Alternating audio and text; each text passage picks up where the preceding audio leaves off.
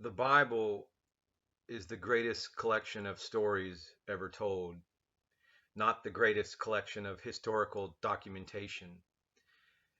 The Bible confuses people, will and by purpose, by design.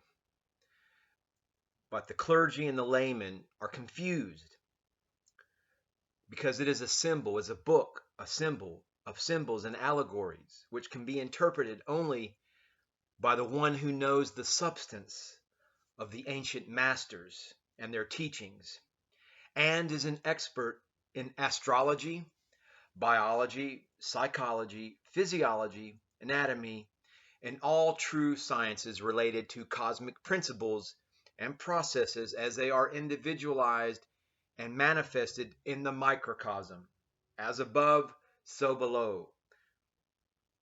To interpret correctly the symbols of allegories of the masters requires that we understand the substance of their teachings.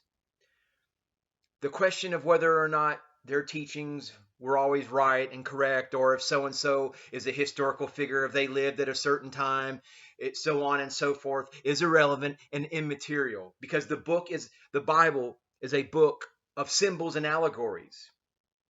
However, with spurious interpolations and distortions, obfuscations by design, by the church fathers, by the architects of your enslavement, by the architects of the enslavement protocol of organized religion, and the crucifixion implants that crucify your true power of the Christ.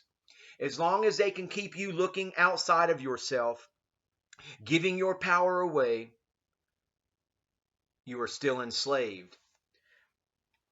The four powers of the Sphinx that basically the church fathers obfuscated, broke the nose off the Sphinx, and created their artificial god, Yahweh, which is nothing but a fifth dimensional Anunnaki, negative Anunnaki reptilian, Yahweh, Jehovah, however you want to call this tyrant. But they created this god. They took the ancient symbols of your power and they created this god, this anthropomorphic god, this symbol of some god with a white beard sitting up there with a laptop, keeping notes on everybody, spying on everybody, sending everybody to hell. No, they took your power and they put it into one symbol of their god and created their church of oppression.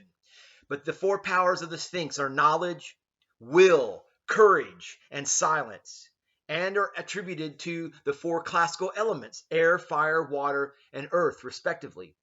Now look, these four powers are you. They're, for instance, the water is your emotions. The fire element, will, your mind, mental power, your willpower, your intent. This is all about you and your power. And the church and those still engaged in debates about whether some historical figure lived, they're all part of the program to keep you looking outside of yourself. No, Wes Huff, Billy Carson, no one is your savior. They can be fingers pointing the way, but ultimately the power is within you. And the four powers of the Sphinx ultimately combine into the one ultimate power, birthed in the light of the God force that is within you and is your birthright. Please rise in frequency, rise in intention, rise in your power, and transcend this mutant matrix forever. Embrace the golden light of the God force, and you shall ascend into the fifth dimension and hold power within your world forevermore. And so mote it be. Namaste, namaskaram.